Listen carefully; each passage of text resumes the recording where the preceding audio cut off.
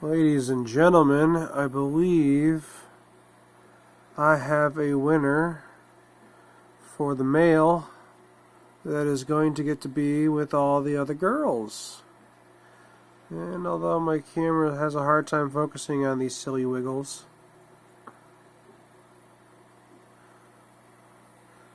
there he is. Come on, say hi to the camera. He is blue from head to tail. He's got great finnage. He is got good spinal alignments. He's a very active fish. He's got a nice good sheen. He's got maybe a tiny bit of green, but that kind of just depends on where he's currently at. But he's a good looking fish.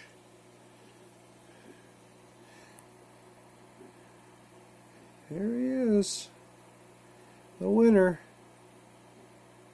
The boy that gets to be with the girls.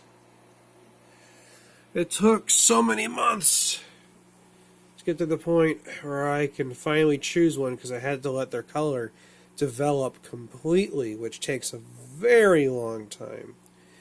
And as you can see, they got some nom-noms up at the top that they haven't eaten. Any nom-noms that don't get eaten float to the bottom, and Peaches, the pleco, who's hiding in his rock, goes and eats the nom-noms. We also have a ghost shrimp and my color mutation cherry shrimp that turned into a neon yellow in here to help clean up. And there's a bunch of poop, but I'm going to get that out with the gravel vacuum soon. Over here we have the girls, and the best part is I can be very confident that 95% or so of these girls are virgins, which is extremely important.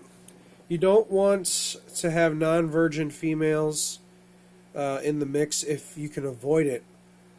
And the only non-virgin female that I know for sure is non-virgin is Mama Fish here. She is the mother to every single fish here. Well, most of them. There was 2 Mama Fish. I can't find other Mama Fish at the moment. She's hiding. But having a virgin female is important, and they're worth a lot more than non-virgin, because when male guppies inseminate a female guppy, they insert what's called spermatospores, and they're packets of sperm, and each packet of sperm can get a fish pregnant, and each pregnancy results in anywhere from 15 to 25 fish. So that means that just mating once could result in hundreds of fish. And when you're trying to isolate a particular gene and, selectively breed, having a virgin fish ensures that she didn't mate with a low-quality male that would have, ruined the process. Because you have to keep everything well thought out, and you have to make sure that everything goes in a certain kind of plan. So basically it's choose the winner male, have him inseminate virgin females. The virgin females will have the babies. The babies will go into the fry tank here. And as you can see, we've got a bunch of fry from several different pregnancies from the 2 Mama Fish that I had. And Mama Fish is still having babies. And I got Mama Fish, like maybe 7 or 8 months ago. She's still having babies. So, that's the thing about live-bearing fish. If you get a pregnant female, she's almost always going to be pregnant. And that's the thing. Basically, the general rule is if you have a female, assume she's pregnant.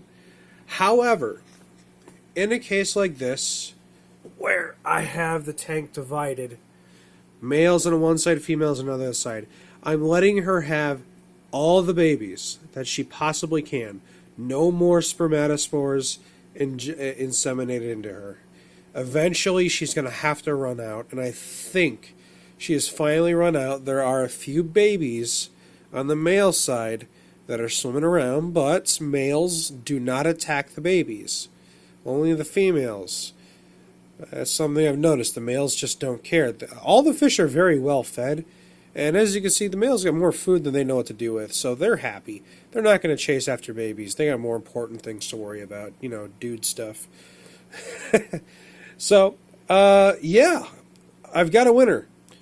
And until I can be sure that all the females here are virgins, and any that are not virgins do not have any more spermatospores in their uterus, or wherever they're hiding, store them, in this case, then I will take the winner and let him have the spoils of his victory. And the next generation should be somewhat similar, or a lot more similar, to the male that I have chosen to be the winner. And it's also going to take some time because now I've got a ton of babies in here that I don't know what to do with. Because, let's face it, these babies are going to take like maybe 6-7 months to grow. And I'm going to wait to do anything with them until after I'm sure all the females are done having babies and all the other ones are virgins. Because a lot of these females came from the fry tank into here and are growing up, but they've never seen a male in their life. So that's a good thing. Eventually I will take one of the males, put him in with the females. Hopefully he does not get overrun by females, because it's very possible that the females can be aggressive towards the male, especially if they don't know what's going on and they feel threatened. So I'm going to devise a plan where he gets to be with the females just a few at a time until all of them are inseminated with the winner's child. It's going to take some time, but I want to make sure the winner stays alive. And that means the rest of these boys, even though they're colorful, they're not perfect. Hello, little buddy. You like to swim around down there, don't you? He's a curious fish.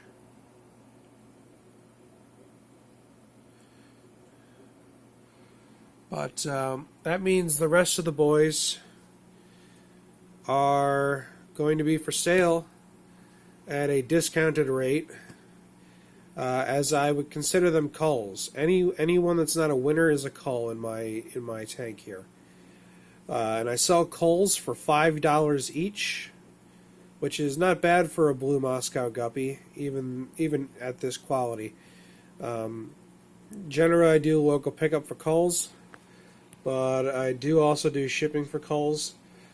Shipping is $15 flat, but it's anywhere in the 48 continental United States. But the point is, the line is developed enough to the point where I can be relatively comfortable choosing a winner. And that is how the process goes. It's a 40-gallon breeder tank split into two sides, 20 gallons, and a 10-gallon tank for the fries. And we are just about there. We are getting ready. We're getting close to breeding the first generation of my own selectively bred blue Moscow guppies. So, these aren't, first generation guppies in respect to where I got them from, but as you can see, the breeder that I got them from did not do a very good job at keeping the genetics refined. And I am attempting to fix that, which takes a while. So, thanks for watching. Hope you found it fun. And as always, stay fishy.